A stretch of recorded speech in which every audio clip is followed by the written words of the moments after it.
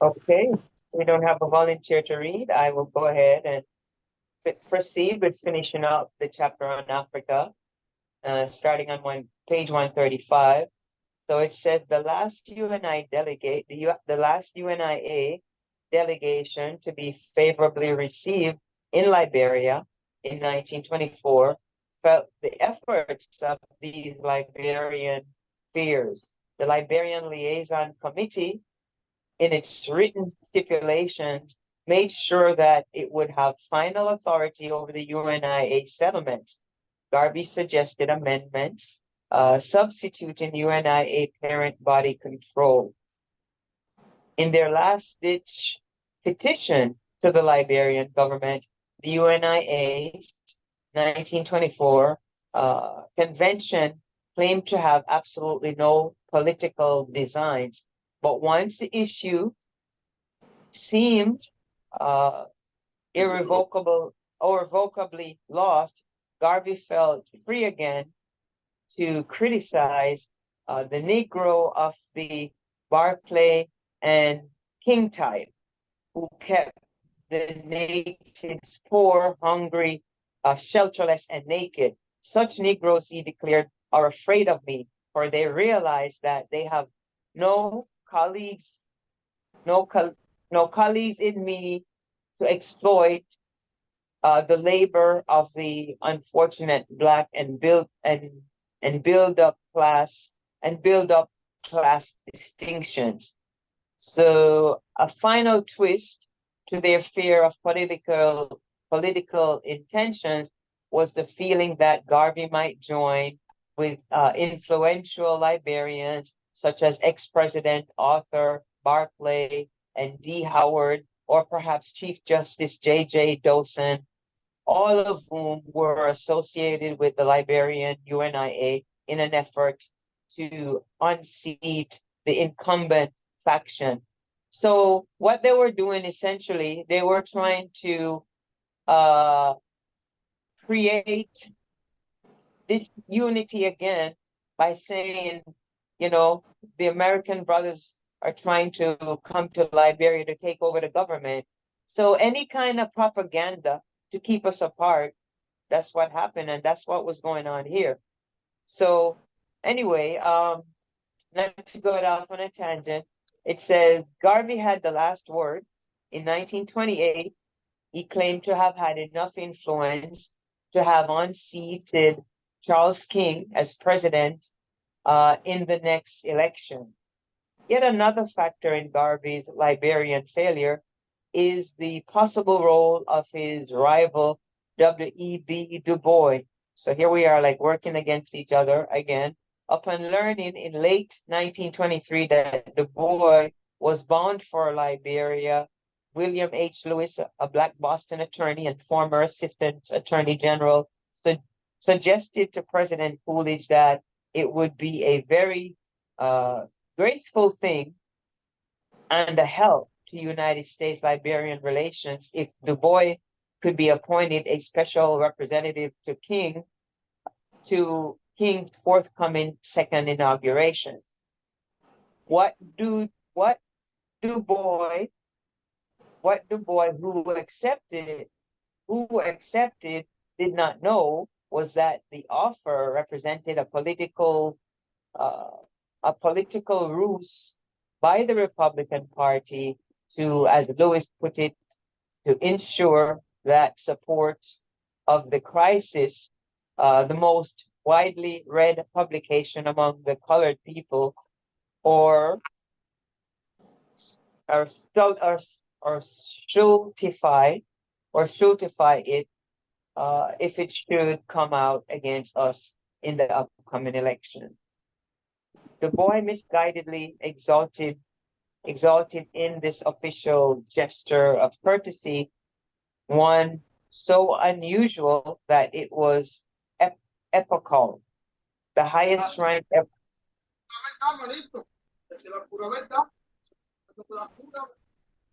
Hello? Oh, I heard a little background. Okay. The highest rank ever given by any country to a diplomatic agent in Black Africa. He gloried in his Liberian military escort, in the fact that he was dean of the diplomatic service in Liberia, in the frock-coated Liberian president, with the star and ribbon of a Spanish order on his breast, and in the European consult in white glitz with orders and swords. Du Bois claimed later that he did not mention Garvey to President King during his stay in Liberia. Yet, 1 year earlier, he had taken the trouble to write Secretary of State Charles Evans Hughes for 2 ships to take over Garvey's Black Star line. He wanted to know, he informed Hughes, if there was any feasible and legal way by which the United States government could aid or guide a plan of furnishing at least 2 ships for the tentative beginning of direct commercial intercourse between Liberia and America. Such intercourse would be directed by a private company composed of blacks and whites. The company would take up and hold in trust the Black Star Line certificates. So apprehensive were Garveyites of Du Bois' possible malignant influence in Liberia, and wait, where am I lost my spot. Okay, I'm sorry. Malignant influence in Liberia and nearby territories that John E. Bruce, Cable JEKC, Hayford, as followed. Du Bois crisis on trip to Africa, bent on mischief due to failure of his Pan-African Congress scheme, financed by Joel Springarn, a Jew, and other interests, white, inimical to Africa's independence. Watch him, letter follow, make no committals. So that's a letter warning that Du Bois was basically up to no good. Upon returning to the United States, Du Bois, in his report of his mission to the Secretary of State, suggested, among other things, that a small team of United States agricultural and industrial experts be sent to Liberia. Where possible, they should be black. This was exactly what Garvey had been suggesting and was in the process of doing. The only difference was that Garvey's experts were all black. Du Bois also published further attacks on Garvey's Liberian plans. So this is an example of what we shouldn't do. But anyway, the 99-year lease by Liberia of 1 million acres to the Firestone Rubber Tire Company of Akron, Ohio, added yet another possible explanation for the repudiation of Garvey's scheme. President King, with encouragement from Du Bois, was making up his mind to grant Firestone the land about the same time as he was rudely thwarting Garvey's aspirations. Du Bois' role in the rubber deal seems to have been fairly intimate. In January 1924, he had accompanied the United States Minister Solomon Porter Hood and Firestone rubber expert on a trip to Liberia's rubber land to ascertain whether Firestone should invest in the area. And in 1925, he sought to capitalize on all this by asking Harvey Firestone to include blacks amongst his company's supervisory personnel in Liberia. All he got was a meaningless reply from the company promising nothing. Meanwhile, in 1924, UNIA convention warned that meanwhile, the 1924 UNIA convention warned that a Firestone concession would ultimately mean usurpation of the government. Even has had been done with the Black Republic of Haiti after similar white companies entered there under the pretense of developing the country. This morning may have contributed to the Liberians' hostility when Firestone offered a $5 million loan in exchange for the right to appoint 22 officials to run Liberia's financial, military, and native affairs. The seed that Garvey had planted was such that his followers never relinquished their interest in Liberia. In 1925, with Garvey in jail, a delegation sought the help of President Coolidge toward settling in Liberia. And in 1926, an unsuccessful attempt was made to enlist the aid of the American Colonization Society. In 1936, the New York UNIA offered to satisfy President Edwin Barclay's request for continued immigration, and indeed, the interest never ceased.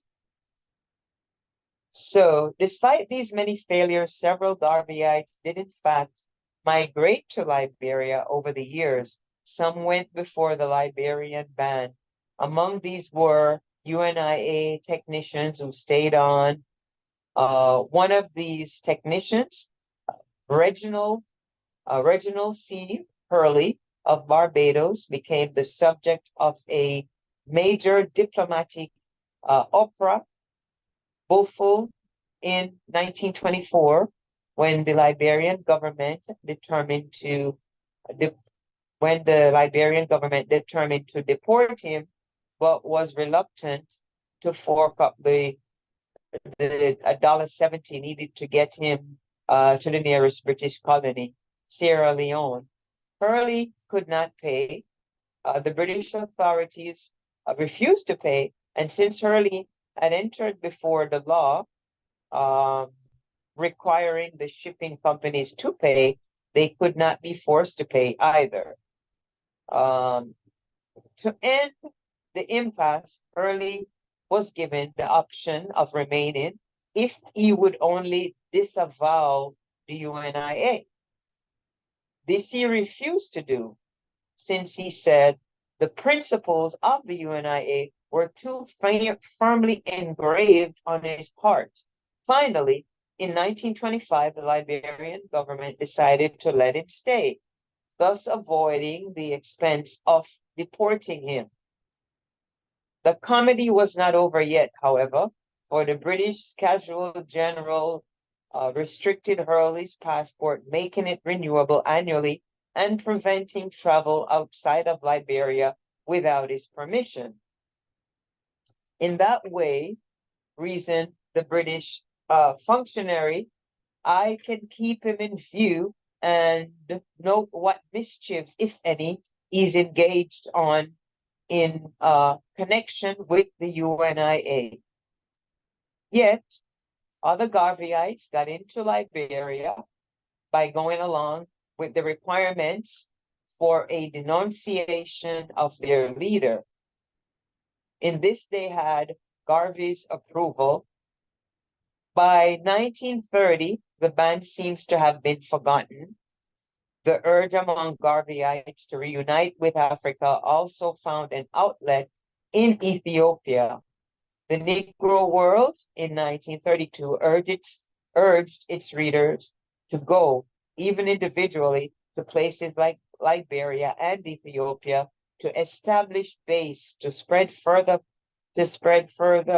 propaganda to create a united and liberated Africa.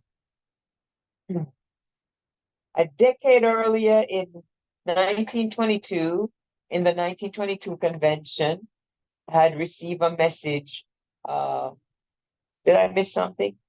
Okay, a decade earlier, in the 1922 convention, had received a message from the Ethiopian monarch inviting skilled Western blacks back home. The unofficial leader of the UNIA migrants to Ethiopia was Rabbi Arnold J. Ford, a leader of Harlem's Black Jew, and for many years, musical director of the UNIA, who arrived in Ethiopia in December 1930. Some of the migrants fared well, working as music teachers, governesses, school principals, and the like. Garvey's impact on Africa can thus be said to be wide and varied. Those Africans who came into contact with his message were favorable, disposed, and often widely enthusiastic about it. Where there was opposition, it came principally from the European overlords, or in the case of Liberia, from the local quasi-colonial Black overlords. This is not to say that there were no African opposition.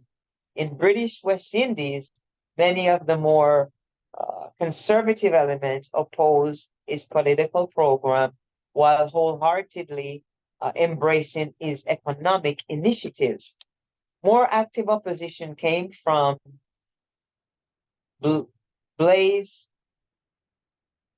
Diagne. I'm not saying that properly, but it's the Senegalese deputy to the French Assembly, and sometimes member of the French cabinet. Because of his position, his opposition may perhaps more fruitfully be classed as European than as African. In 1922, he addressed an open letter to Garvey. We French natives wish to remain French, since French has given us every liberty, and since she has unreservedly accepted us upon the same basis as our own European children. That is bold. None of us aspires to see French Africa delivered exclusively to the Africans, as is demanded through without any authority by the American Negroes, and at the head of whom you have placed yourself. Of a similar stripe were the attack of J.E. Agri. I'm butchering that one as well. Originally from the Gold Coast. Agri spent many years being educated and working in the United States. His reasonableness gave him a position on Phelps Stokes Educational Commission to Africa. As the only Black member of his commission, he was supposed to demonstrate the height to which African reach, given the proper conditions. His presence seems also to have been mainly to combat Garvey's popularity among the mass of Africans. At a meeting in South Africa, where he was roundly heckled, he said to his African brothers, "They who preach Africa for the Africans are mad. If you stood alone, you would soon be in a deep darkness again. That which we have and what we are, we owe to the missionaries." Oh, talk about being brainwashed. I was born a pagan, and I am not ashamed of it. Okay.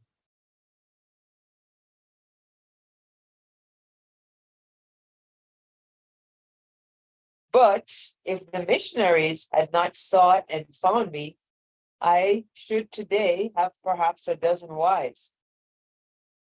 After a 1921 Johannesburg speech in which he denounced the Black Star Line, the African Ubuntu Batho uh, wondered why an ostensibly private educational commission should spend so much time attacking Garvey. In fact, Agree's main speech so far had entirely neglected the subject of education. The paper thought that Agree's efforts were actually counterproductive. Marcus Garvey has certainly come forward with something to unnerve Mr. Whiteman. The editorial open. The broad advertisement by the white press by Dr. Agree's speech on this particular subject in the outcome of no other reason than sheer nervousness.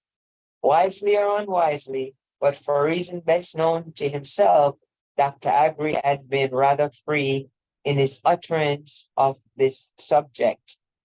Although, when prodded by the interviewer, Garvey criticized Agree for following the line of least resistance. He preferred not to waste any time attacking him, and UNIA publications were kind to the educator. The kind of virolic, unprincipled opposition to Garvey, which developed in Afro-America, had little, if any, parallel among Africans. A rare exception is provided by M. Mokiti Manordi from Basutoland, and even his opposition took place in the United States and under the auspice of Garvey's arch enemies in the African Blood Brotherhood of Black Communist cadre. In addition to holding street rallies and publishing a hostile book, Manoidi, on the advice of the British Council in New York, and probably with the approval of the ABB, complained to the British colonial office about Garvey. This resort to white government by Garvey's enemies was a not infrequently used tactic. Du Bois was among those who did it, as were several other major Afro-American figures.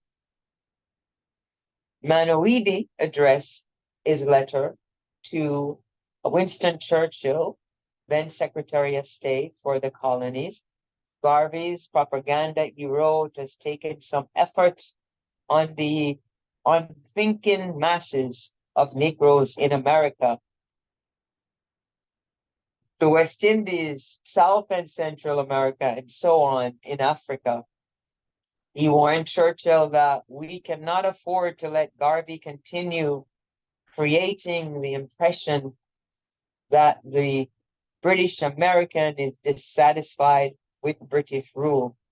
He requested financial help to continue the struggle. Churchill had the British representatives in Basutoland check out Manoidi credential, and they were found to be impeccable. The government of South Africa was then approached for advice on the desirability of financing Manoidi from Basutoland funds. The Smuts government suggests to the British that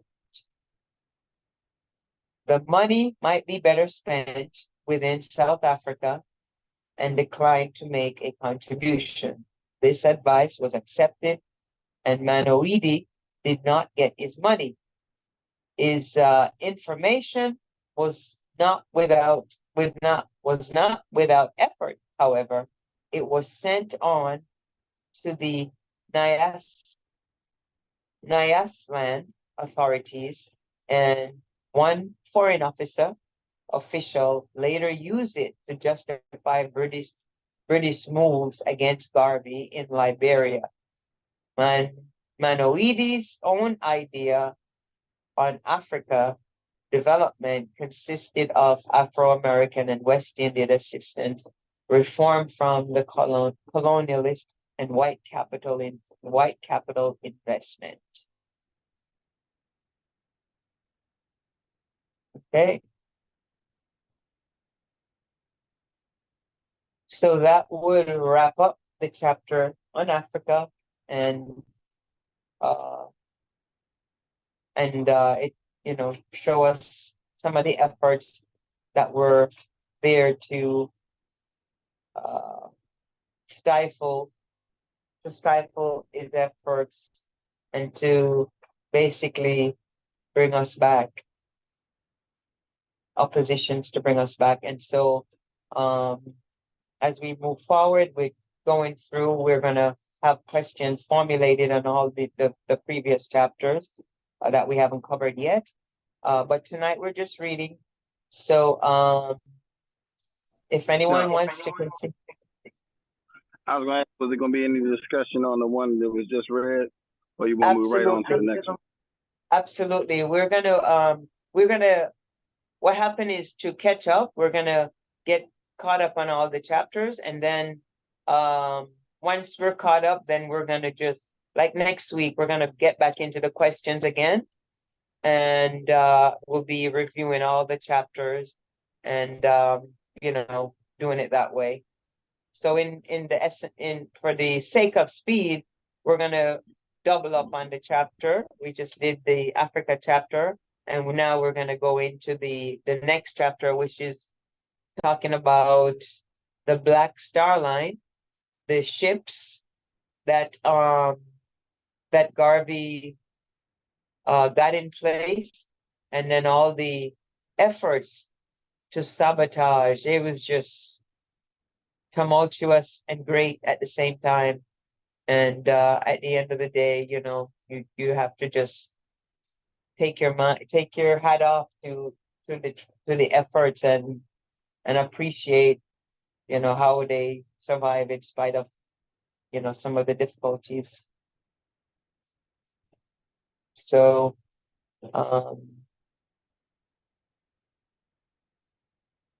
we should actually be looking at 8 right now. I think we just completed Africa. So now we're on 8, which is the Black Star Line. And, we'll be doing the questions next week.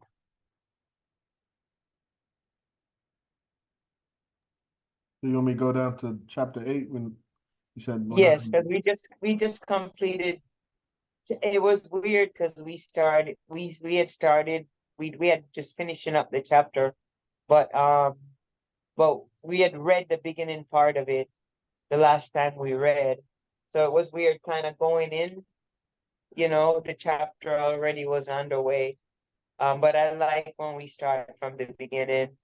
Like here, we're gonna start talking about the Black Star Line.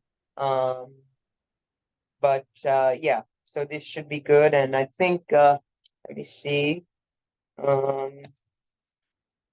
It is, what time is it? 9 o'clock. 9, okay. So we should be able to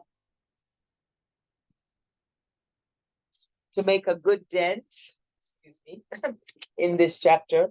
So if anyone wants to volunteer, we can go into the Black Star Line, and it opens up. I think that might be like a direct quote from Garvey.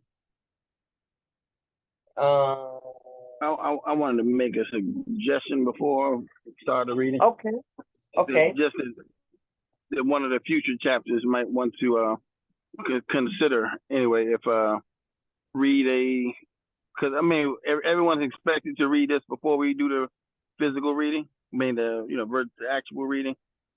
Is everyone expected to study in advance, or we all are just reading it at the I same would time? say yes, we are expected to be prepared and already Okay. have read what what we're going over. Yeah, I was Yes. gonna say if that was the case, then I would just for one, just to test it out, consider reading a paragraph, pausing for discussion, reading a paragraph, or even a section and then pausing for discussion. Because a lot of these paragraphs actually have a lot of information in them to unpack, and a lot is missing even from the discussion that Tony may have known or not known, or but didn't put in. So every historian makes certain, I wouldn't say sins, but sins of omission and commission. There's certain things they put in that may not be all the way accurate in the face of newer information, and some may have Mhm. been, a lot of information left out that others may be able to contribute to make, more complete understanding of, as we go Yes. along, so that when we come back, it'll be a little, you know, clear, what we went over. But just something, for a future No, chapter. that's a good idea. That's a very good idea. In fact, when we get together again, we are gonna review the questions on the chapter on religion. So we're gonna do the chapter on religion. And the attempt is to also, because religion was a short, I think it was a not too big a chapter, if memory serves me correctly. So we're gonna do the religion chapter and we're gonna do the history chapter. So I apologize. I probably should get us a little more prepared for for better discussion and stuff like that. So we could like kind of make a little notation. I don't think we're gonna do more than two next week, with the discussion and everything. But both of those chapters are fairly short. So what I could probably do is just have questions ready for all three, because we're trying to get, catch up according to the schedule. So I could have questions ready for religion, history, and propaganda, which is actually chapter 6, chapter 5, chapter 4. So we'll have questions ready for all three. But most importantly, I would say to do the religion and the history chapter. I'm not sure if we'll actually, even though they're tiny chapters, I kind of doubt we'll get to all three. So we could do that. And then if we finish reading up tonight, then it's getting us caught up. Then we just have to do the next time we read, we have to do like I think 9 and 10, and we should be where we're supposed to be, and then we can focus on getting all the questions out the way. And once we go through the whole book, then we're gonna do a nice review session. And then the idea is when we complete all the questions, to give you a list of questions, for study and when you're going back to the material. So it's kind of a little bit over the kind of not as organized as it could be, but I think we should catch up, and then it'll be, easier for everyone to keep up. But I would say in preparation for next week, just review the religion chapter and the history chapter at least. And I think pretty much two is going to cover us for the 2 hours, one on religion and one on history, because they're fairly, short chapters. Fair enough. And for those of us who doesn't have the book, Brother John, I think everyone should have this PDF version of it, which is That what you just you. the paragraphs that you just went through, there is so much information that we can actually talk on the study group so that we understand it well.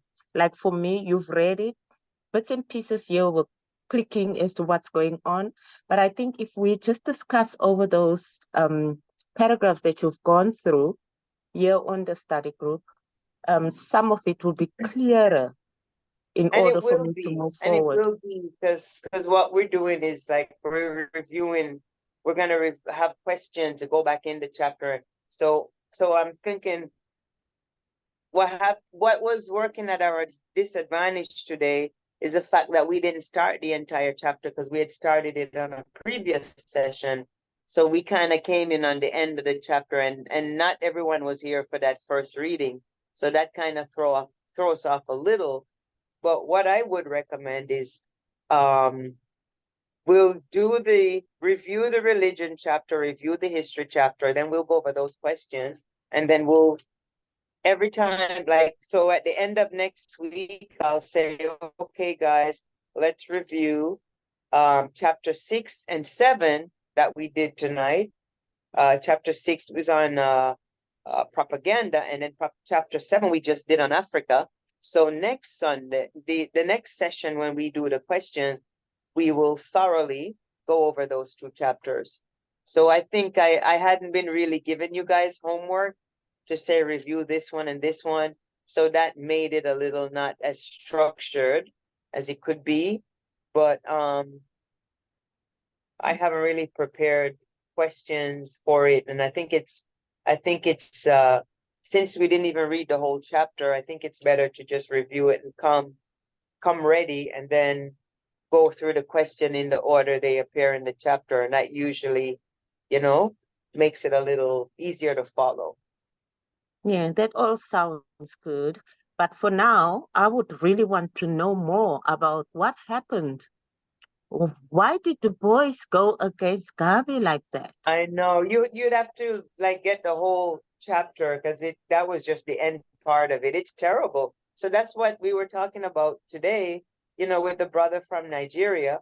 There's a lot of divide and conquer tactics against us. And sometimes, unfortunately, they get us. They sell us sell out our brothers for 30 pieces of silver, so to speak. And it's been happening and it's horrible. And it goes back to the field Negro and the house Negro. And, even Garvey mentioned that whole concept throughout in some parts of his teachings. But that's, it's terrible. It's jealousy. It's, instead of coming together in spite of differences, doesn't matter if I'm a Muslim and you're a Christian or you're a Jew or whatever you are, it shouldn't matter. What should matter is,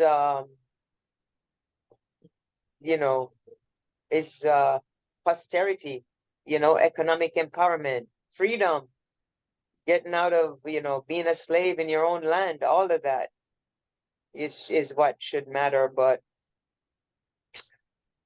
Yeah. it's a mystery. Oh, I'm sorry. I was Go wanting ahead. to Go kind ahead, of speak. brother Mariama.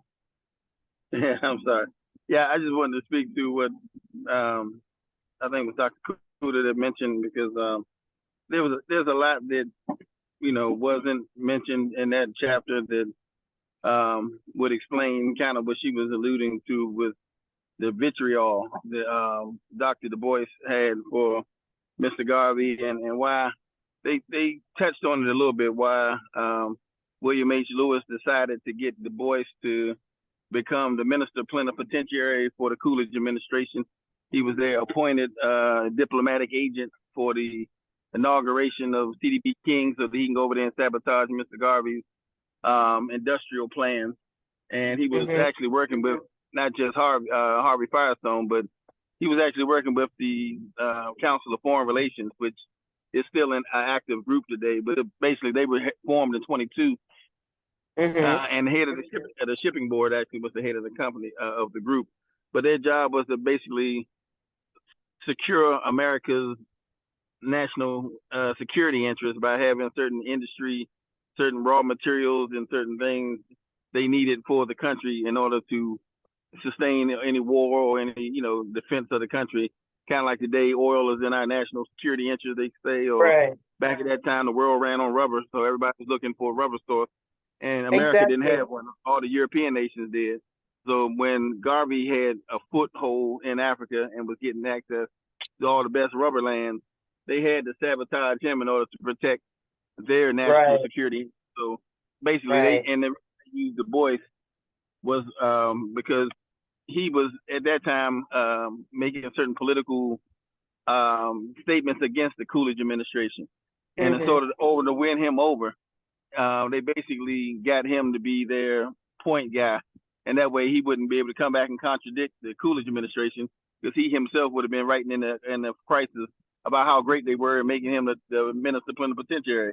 So basically, they pimped him, and he didn't know he was getting pimped, but they did it on behind his back, and he didn't really see it.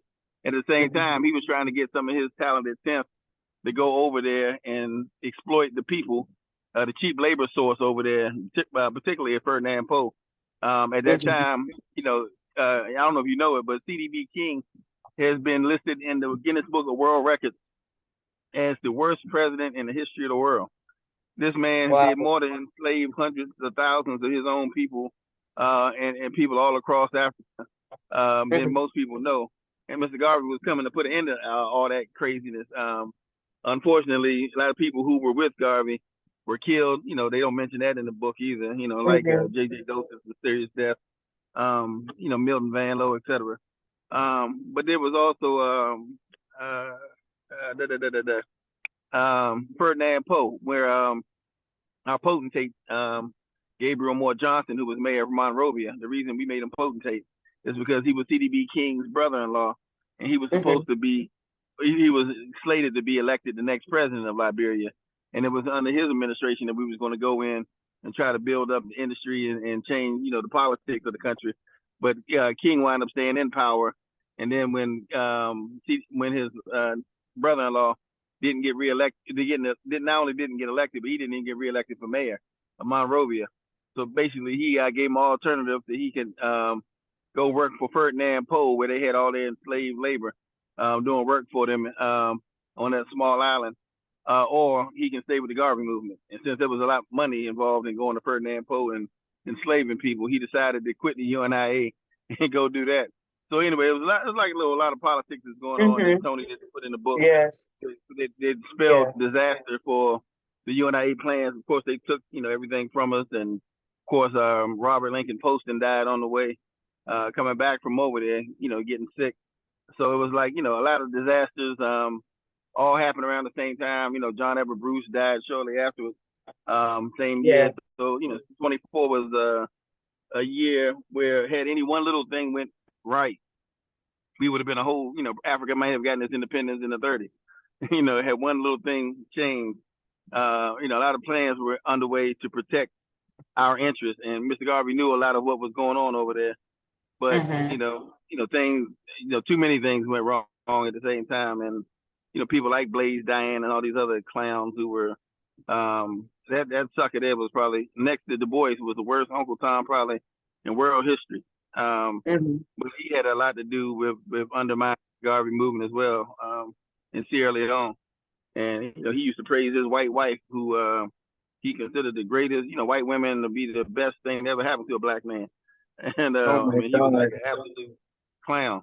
But it was like there's so much, that if you miss one paragraph and go to the next, sometimes without kind of unpacking that paragraph, sometimes you kind of can miss over the 10 points that were made in one little paragraph, and you kind of, or read past it. So sometimes it may be good to pause at a point and kind of, particularly if someone's read it in advance, then they may have a question or two about a particular thing. Then it may be good to have a discussion on the topic. But yeah, it's a lot. And we will. We haven't really many chapters that we haven't discussed. So because this was a little weird too, because this is a chapter that was started before, but we ran out of time and didn't finish it up because it was already 10 and we didn't finish it up, and we had done we'd done some previous things are at our, but I assure you, we're gonna review the two. Remember, religion and history next week. Then after religion and history, then we have propaganda, and then Africa, which is the one that we just did. And you know, it's like we're talking about the rubber situation, and our brother from Nigeria was talking about earlier. When you don't know your history, you know, I mean, look at what happened in the Congo with Belgium and the atrocities that they committed over rubber. I mean, we repeat history, you know, or not knowing history cause us to work against each other, sell out each other, and sabotage the whole movement, sabotage, you know, a situation that could work out for our people. So we have to have an awareness of these things. But yeah, we didn't finish the chapter, and I'm hoping we'll wrap up 8 so that so we won't start in part of the chapter. This one is a long one too, but I don't know. Since we're reading tonight, we might as well get as much of it out as we can, because we're gonna have enough time to get into reviewing these chapters from start to finish, as opposed to how we just kind of got in the middle of a chapter tonight. Hope that makes some sense. And suggestions are well taken, but it's just kind of hard to just, you know, start at the end and then just focus on the end question when we hadn't addressed all the ones in the beginning. So I like the comment that was made just now that, you know, so we don't lose what we are reading. You know, sometimes there's very important information that will clear our minds and that will stick in the head that this is what happened. So just from reading the paragraphs right now, I've lost it. But if we discuss over those paragraphs, then I grasp it better. It sticks in my head that, oh, this is what happened. So yes, I understand that this chapter we caught it at the end. Even if it's at the end, I think it's still profitable to us. It's still to our benefits when we discuss, because it for me it's useless to just read through, and at the end of reading I'm left with nothing in my head because I didn't understand the chapter. I didn't understand, like, those paragraphs you read. I could tell something sinister is happening all through there, but I need it to right, be explained to me. We need to right, discuss over it to say, this right. is what, So two things there that could have added to the comprehension. Number one, if we all read the chapter prior to, because we knew we were going to focus on that chapter, and then we can highlight our questions, highlight things that, you know, may have caused us to scratch our heads or whatever. And then number two, if we start from the beginning of the chapter. Now, I do know that if we read a chapter and then stop to address each chapter, this would be like a 2-year class. But I mean, we're still doing the same thing when we go like the next time and then go over the questions. But what would be nice, Dr. Koda, is if we read the chapter beforehand, and then we have on our own, we read the chapter beforehand, and then now the next time we are reading the chapter as a group, and then we address the questions. That would be the greatest comprehension for everyone. Everyone come with the chapter read, because we're going to get into that. Then we actually read it in the class, and then we answer the questions, because the questions would have been all formulated before we do the reading, and you know, questions that get deep into the chapter. And I think that would make for better comprehension. But one of the things that we will do prior to ending the whole study is to do a review of everything. So thank you. what we're going so what we're gonna do next week is gonna be close to what I'm talking about. We have already read the chapter on religion. We already read the chapter on history, but on our own, we can kind of review those 2 chapters. When we come, we'll have all the questions for those chapters, and then that'll make for a better discussion. But if we get caught up, we can try the way you're saying, where we'll say, okay, next week we're going to do, chapter 10. And so everybody would be ready with chapter 10. And then now we read chapter 10, and then we address the questions that's already outlined for chapter 10, or, chapter that anyone may have, or pose as we go through chapter 10, or questions that they may have highlighted while they were reviewing chapter 10 in anticipation of the study session.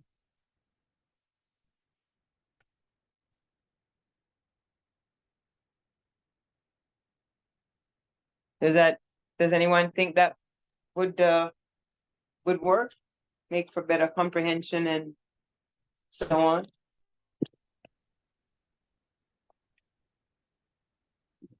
Any questions, comments, concern?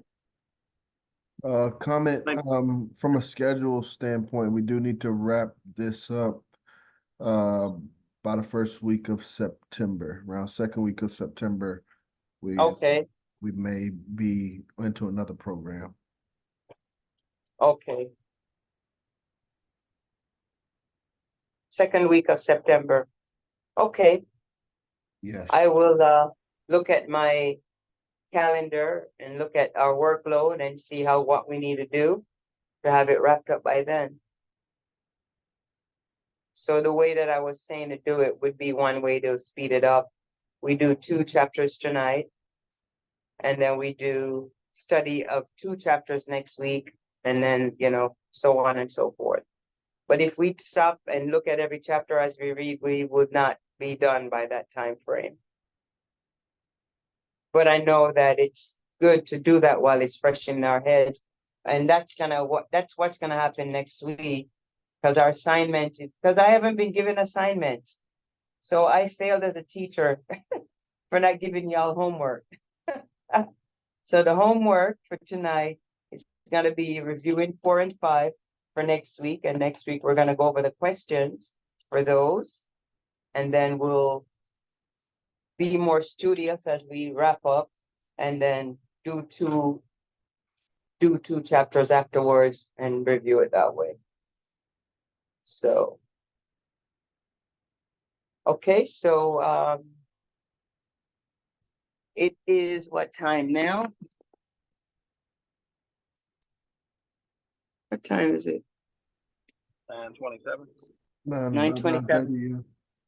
So, I suppose we could get into a half an hour of the Black Star Line. That's an exciting chapter. Is everyone in agreement with how we would proceed by reviewing the questions for 4 and 5 next week? And then, go moving ahead along those lines? Any suggestions, comments, concerns? I'm in agreement with you. Okay. Thank you, Brother Orman. Yes, I understand. Okay, if no one else has any comments, concern, request, we can proceed with chapter 8. And if someone wants to volunteer, we can get 8 started. If not, I'll volunteer, Vice President. okay. Awesome. Thank you, Dr. Kuda. But if I go quiet, then you must know my internet is gone out, and somebody should please take over if it goes quiet. Absolutely. Because it's on Go and ahead, off. please, Dr. Kuda. The floor is yours.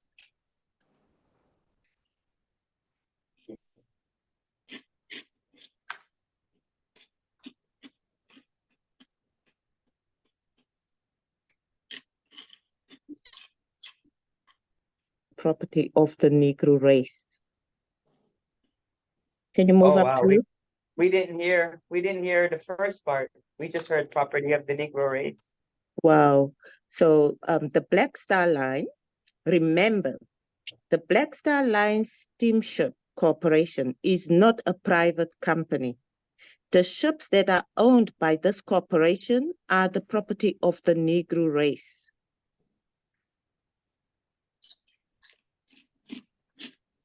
Go ahead, Brother John. That's a quote, another quote. You still can't hear me? Yes. Yes. The white man controls cable and wireless connections by ships with force and duress. He keeps black races of the world apart. So to his schemes, they may not be smart. There shall be no Black Star Line ships, he says, for that will interfere with our crooked ways. I'll disrupt their businesses and all their plans, so they might not connect with foreign lands. That's a quote by Marcus Garvey. Yeah. The story of the Black Star Line Steamship Corporation and allied shipping ventures illustrates the strongest and weakest features on the Garvey movement. On the one hand, the mere launching of 4 ships by a black man in itself constitutes a remarkable feat with little, if any, parallel in New World Black history. In the Black Star Line story, we also see more clearly than probably in any other aspect of the movement's history the amazing sacrifices that Black people were willing to make for a racial movement they perceived as being seriously about the business of effecting their emancipation. And the prospect of a Black-owned shipping undertaking stimulated in many young Black people an interest in a field which was hitherto mostly closed to them. On the other hand, the corporation's history reveals the extremes of thievery and corruption that Black people could resort to, even within a movement for racial uplift. It illustrates, too, the relentless pressure of Garvey's external enemies, Black and white, and the carelessness with which the organization's financial affairs were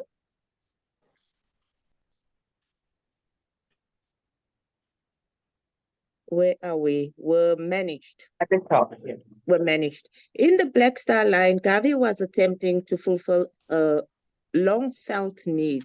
Black passengers were routinely subjected to racist practices on existing shipping lines.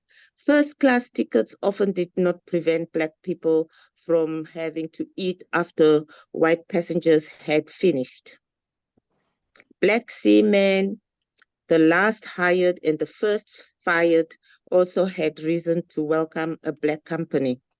And for the few Black seamen with advanced nautical qualifications, life was especially hard. For these kinds of Black people, African and West Indian merchants saw in it the hope of independence from racist white companies. Missionaries saw, am I going right? Saw in it an end of the long trip via Europe to get to Africa. Liberians saw in it the hope of a coastwise service between Liberia and Sierra Leone, and most saw in it a triumph for Black self-esteem. Garvey thought the line would fear little from white competition since it would ideally operate within a self-contained Black world. Not surprisingly, the Black Star Line proved to be Garvey's greatest single device for UNIA recruitment. Garvey began work on the line in May 1919 and was promptly summoned before Assistant District Attorney Edwin P. Kilrow in New York. Kilrow egged on by some of Garvey's ex-associates, informed him that he was illegally soliciting funds for a non-incorporated commercial venture. He also accused Garvey of wrongly using Black Star Line funds for the UNIA restaurant and the Negro World. The line was accordingly incorporated on June 27, 1919 in Delaware with a capital stock of $500,000. The shares had a par value of $5 each, and individuals could buy a maximum, where are we? At the top. Individual could buy a maximum of 200. Garvey described himself as the biggest shareholder. Within less than 3 months of incorporation, the line had amassed enough money, mainly from stock sales, to enter into a contract for its first ship. This was on September 17, 1919, and the ship, the Yarmouth, was to cost $165,000. The Negro World announced that the Yarmouth had previously operated from Boston and was the very ship on which the Black civil rights activist William Monroe Trotter had sailed as a waiter and cook in order to overcome the government's refusal of a passport for his trip to the Paris Peace Conference. That's nice to note. It was in poor condition, however. According to one of its Black officers, it had been used during the... Can you move up, please?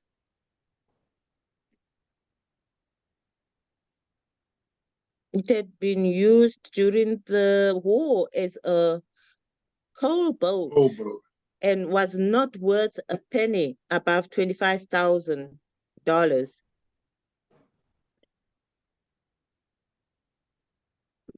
The prosecution for Garvey's mail fraud case claimed that it had been used as a cattle boat, was in a filthy condition, and was not equipped for passenger service when board.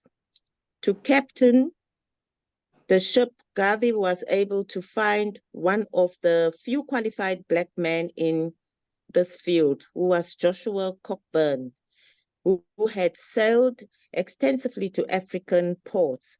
A crowd of several thousand witnessed the Yarmouth launching on October 31, 1919, from the 135 Street dock, not far from Garvey's offices. This trip, by prior arrangement with the owners, lasted as far as 23 Street. Since Garvey had not yet settled outstanding financial problems, including difficulties in obtaining insurance, most of the money for his first BSL venture, Garvey said, had come from his followers in New York, Philadelphia, Newport News, Virginia, Colon, Panama City, and Bocas del Toro, Panama, and Cuba. The Yarmouth, unofficially renamed the Frederick Douglass by the BSL. Who are the BSL? Black Star Line.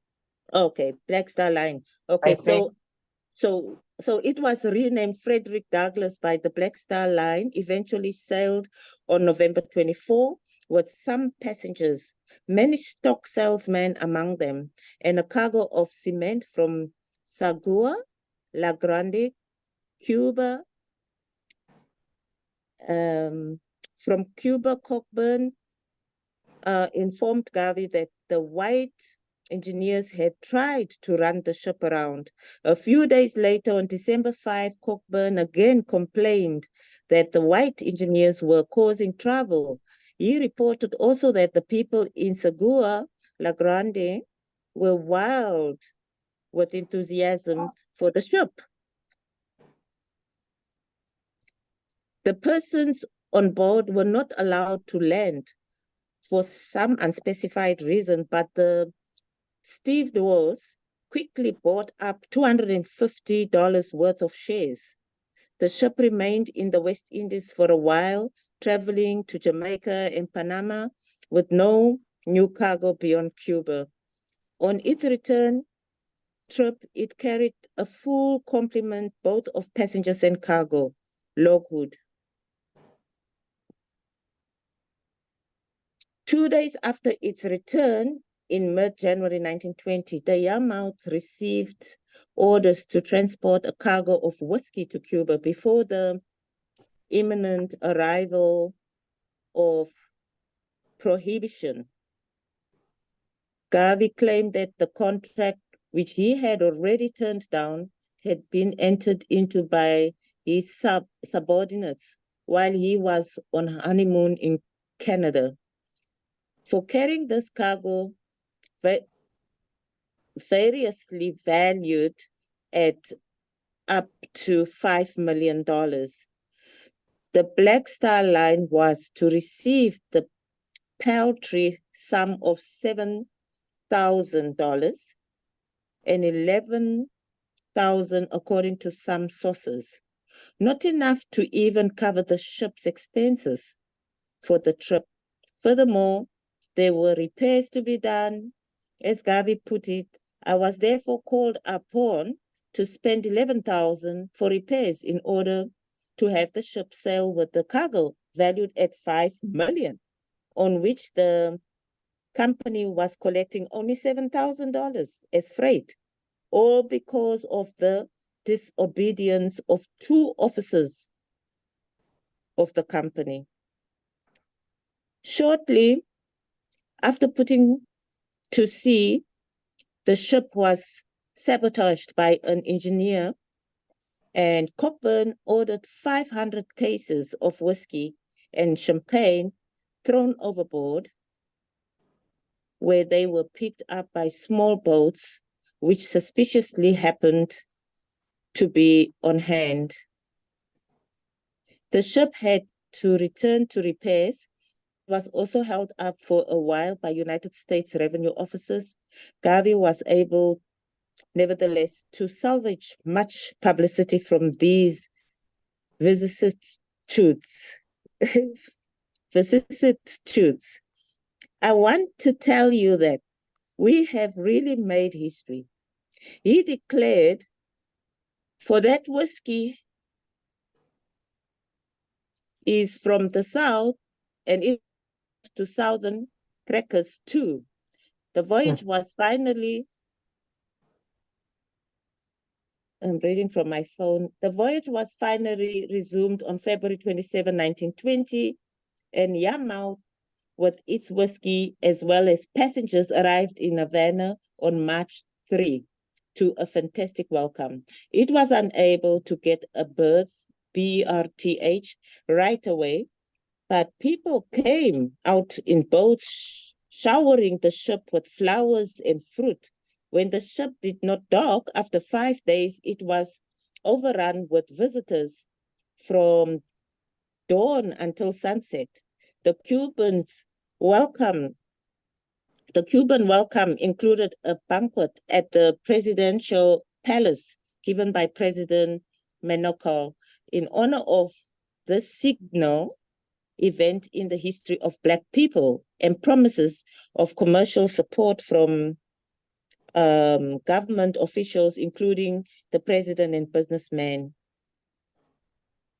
The enthusiastic Cuban welcome was offset, however, by heavy and unnecessary expenses incurred as a result of the financial incompetence and possible deliberate dishonesty of the line's officials who had entered into the whiskey contract.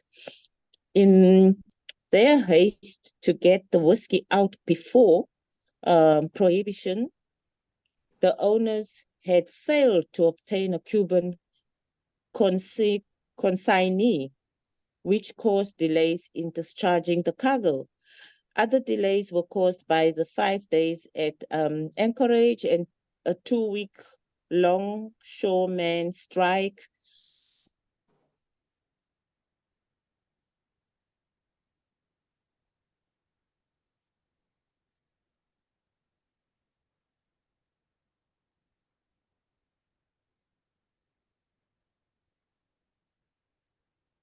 Sister Kuda, Yes, I'm here. were you reading it? We heard you say longshoremen strike, and that was it. Were you still reading? Okay, yes. Longshoremen strike. Normally, the shipper should have been protected to the tune of several thousands. The Black Star Line, does someone else want to take over maybe? I Because can. if I'm I will. breaking up like this, No problem. That's fine. maybe ask I from can- the team, Vice President, maybe some of the members would like to also contribute, so you don't have to do everything yourself. Thank you. Okay, thank you, Sister Kuda. That was great. If anyone wants to pick up where Dr. Kuda left off? If not, I'll Okay, jump in. I'm Okay. here. Awesome. Am I off mute? Yes, Okay. so Okay, where are we here? There was no, there was no Okay. such clause in this contract. no, we top However, there. the costs, including the upkeep of 35 passengers bound for Jamaica and other ports, had to be borne by Black Star Line. The whiskey was finally discharged in bond, and the Yarmouth departed after 32 days in Havana. The next stop was Jamaica, where hundreds of enthusiastic supporters again greeted the ship. The boilers were repaired and supplies taken on during that short stay. From Jamaica, the Yarmouth headed for Colon, Panama, where the welcome eclipsed even that in Havana. Huge Mulzac, a Black officer on the ship, later described the scene. Literally thousands of Panamanians swarmed the docks with baskets of fruit, vegetables, and gifts. I was amazed that the Yarmouth had become such a symbol of colored people of every land. At Colon, the ship took on 500 passengers, all West Indian immigrants who were tired of American racism in the Canal Zone and wished to try Cuba's sugar plantations. Makeshift arrangements were necessary to accommodate them all. Further scenes of heart-rendering enthusiasm awaited the ship. At Bocas del Toro and El Marante in Panama and Port Limon, Costa Rica, as oppressed Black people greeted this sign that maybe the race would yet be the equal of other races. Mulzac described the scene at Boca del Toro, where thousands of peasants came down from the hills on horses, donkeys, and in makeshift carts, and by a special train provided by the United Fruit Company, which, since it was going to lose its employees for the day anyway, declared a legal holiday. The crowd on deck was so thick that when we threw our heavy lines ashore, the peasants seized the hangers as they came out of the water and literally breasted us alongside the dock. In the turmoil that followed, dancing broke out on the deck, great piles of fruit and flowers mounted on the hatch covers, and the UNI agents signed up hundreds of new members.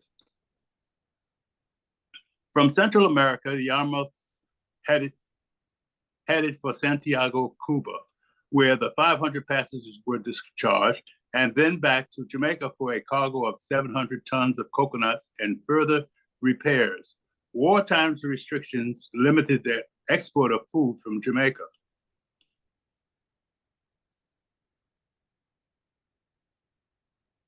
Made it impossible to secure enough for the homeward voyage. So Captain Cockburn stopped at Nassau and Norfolk, Virginia for stores and fuel. At Norfolk, Garvey ordered the ship to Philadelphia and Boston for the UNI celebrations. After some delays, the ship made it to these ports. By the time it was allowed to take its cargo and passengers to New York, however, the coconuts had rotted. The resultant financial loss was augmented by the fact that the contract did not contain any limits upon company responsibility. Furthermore, as Mozak explained, no one in the office knew how to check damage claims submitted by owners of cargo, placing the company completely at the mercy of the shipper and forced to depend on his estimate of the value of the cargo instead of its own. The Yarmouth third and final trip began in May 1920 after Cockburn had been fired for dishonesty. His replacement was a white Canadian Captain Dixon. A cargo of fertilizer was taken to Cuba, after which the ship visited Port-au-Prince, Haiti, to be met by more enthusiastic crowds. Jamaica was the next stop.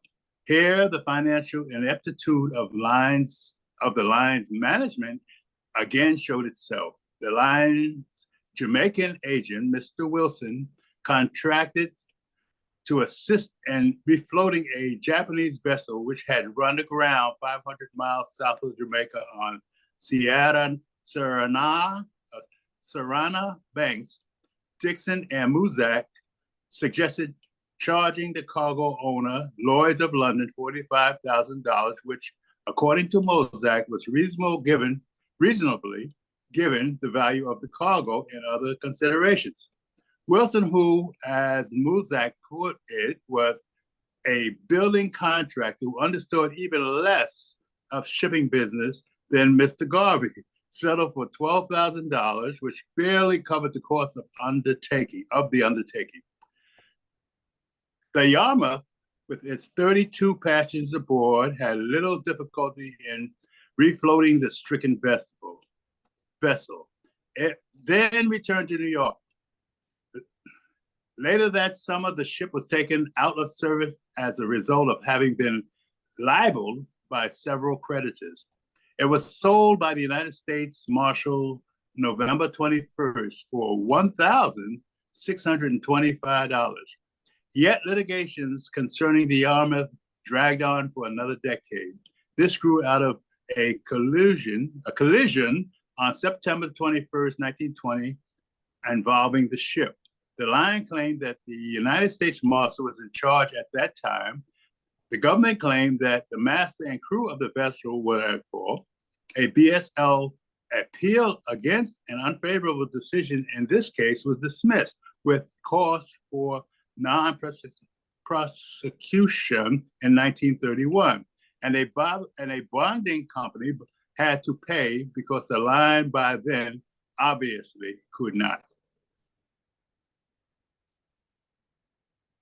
The line's second boat, Shady Side, was purchased on April 1920 for $35,000 and carried passengers on excursions along the Hudson River 2-3 times a week. Like the line's other ship, it deemed seaworthy by the maritime authorities when purchased. At the end of the summer excursions season, it was put up at Fort Lee on the river by a sprang, put up at Fort Lee on the river by sprang, I guess it must have been spring, a seam during the severe ice storm and sank. Okay. Oh, it sprang. Okay. Anyway, the line's third vessel, Kanawha, unofficially named the Antonio Maceo, was being negotiated for about the same time that the Shady Side was bought.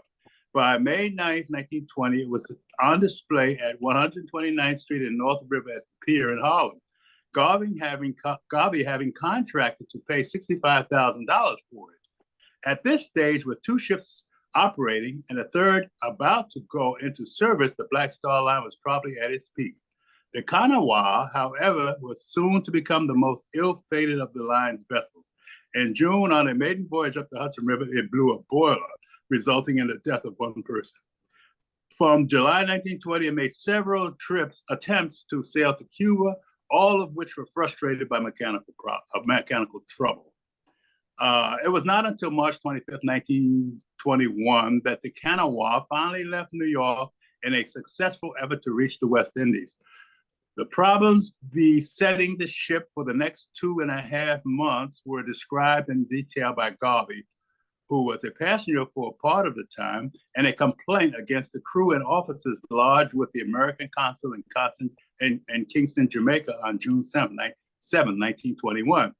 Despite a certificate of seaworthiness, a valve in the engine blew out the same night the ship left New York. It was the chief engineer's watch, but he was nowhere to be found. The ship returned for repairs and sailed again on March 28th between Norfolk and Jacksonville, May 31st to April the 3rd. The fan engine broke down despite warning signals which were ignored, requiring a stop at Jacksonville on April 3rd for repairs. The ship departed once more on April the 5th at 2 p.m., only to have the fan engine break again, 4 a.m. 24 hours out of Jacksonville, the chief engineer damaged the boilers by taking in salt. Despite the presence of an evaporator capable of providing an indefinite supply of fresh water. The ship arrived in Havana on April the 9th. More repairs were necessary, but no sooner had the ship departed from the fan engine broke again. The first assistant engineer had apparently tampered with it even before leaving Havana. About 5 hours out of Havana, the piston rods and other parts of machinery were damaged due to previous intake of salt water. On April the 28th, a dynamo expired. On April 29th, the ship put into San Juan La Grande for further repairs and sailed the next day for Santiago de Cuba. 3.5 hours out there was more engine trouble, but no engineer was in the engine room. On May 1st, the boilers were found to be without water and hot enough to catch the ship afire. Again, no engineer could be found. So the boilers were soon out of commission. On May 2nd, the engineer put into Gibaro for water. The ship departed on May 4th and reached Santiago May 6th, by which time salt water had been introduced into the boilers, necessitating further repairs. From Santiago, the next stop was Kingston, where it was ascertained that the engine had multiple damage and where extensive repairs were carried out. The Kanawha departed Kingston on May the 28th for Cologne. After 30 hours of the engineer demanded that they return to Kingston for a lack of water, though he previously claimed to have enough. More salt water was put into the boiler, and the chief engineer closed one engine because of a banging noise, which he failed to investigate. On May 29th, the first assistant engineer let the fan run at excessive speed, raising the boiler room steam pressure to such an extent that it blew a boiler tube. Then the starboard engine stopped working, so the banging port engine was revived. For the rest of the journey back, the engineers on occasion absent themselves from the engine room. The chief engineer was sometimes drunk, continually used obscene language, even in the presence of ladies of refinement and culture, and on one occasion slapped the second mate. Against the black captain, Adrian Richardson, Garvey had equally serious complaints. He carried a crew of 40, including stowaways, instead of a 25 stipulated by the American regulations. They were being paid very high wages without the company's consent. He had kept the ship at standstill in mid-ocean all day, March 26th. He had put into Norfolk on false pretense and then absented himself to see his wife. He had taken on a friend at Norfolk and given him a ride to destinations out of the ship's route. Oh, gee. And delivering the friend, he collided with a pier, damaging both pier and the ship's stern. At Jacksonville, he ordered the wrong kind of coal and slowed the boat down. Furthermore, Garvey charged Richardson's maintained the crew in a state of ill discipline. He himself gambled on deck with them, and they congregated on deck using obscene language when they should have been at work. On one occasion, Richardson had, yes, yes. It's 10 o'clock. I think you did a great job, but Sister Diane, I think we need to close out for the evening. Okay. Okay. Right. Okay. They did a job on Brother Bob. Yeah. Yeah, that was like, oh my goodness gracious. When you say what else could have gone wrong, you know? Wow. Yeah, I tell you. It's a shame, you know? You ain't even get to the good stuff yet. I know. Wow. Hey. So we'll remember we stopped off on 159, on page 159, on the Black Star Line chapter. And so we'll pick up there when we resume our reading. Wow. So yes, thanks everyone for reading. Dr. Kuda, Brother Orman, appreciate that. I know we didn't really participate as much as we often do when we have the questions, but you know, if you guys want, well, I won't change up anything. We'll keep everything the way we said tonight, but yeah, so thank you everyone, and thanks everyone that attended. And since it is 10 o'clock, I guess I won't ramble on too much. Brother Moriama, if you want, you can kind of take us out, close us out tonight. Yeah, yes. I'd like to close out since we missed, well, I don't know if we missed, but it was July 25th was the Honorable Grand Matron Emerita of the UNIA, the Honorable Amy Euphemia Jakes Garvey's Memorial Day. And so in honor of her, I'd like to close out with the reading of her poem, This Flag of Mine, or Ode to the Flag. Okay. I'll just read this. Regardless of what is told of it, here's to this flag of mine, the red, black, and green. Hope in its future bright Africa has seen. Here's to the red of it, great nations shall know of it in times to come. Red blood shall flow of it, historians shall write of it, great flag of mine. Here's to the black of it, 400 millions back of it, whose destiny depends on it, the red, black, and green of it, oh flag of mine. Here's to the green of it, young men shall dream of it, face shot and shells of it, waving so high. Here's to the whole of it, colors throughout the pole of it. Pleased is my soul with it, regardless of what is told of it. Thank God for giving it. Great flag of mine. Black and green. Yeah. Wow. With that, I guess we can close with the motto. Thank you. That was nice. Cool. Black fist in the air, hand on your heart. One God. One God. One aim. One aim. One destiny. One destiny. And as I tell my children, one God, one aim, one destiny. I never let the devil get the best of me. He's wasting his time if he's testing me. One God, one aim, one destiny. Go ahead. Yes, sir. Thank you. That's nice. Awesome. Thank you, brother. Peace and blessings. Thank you.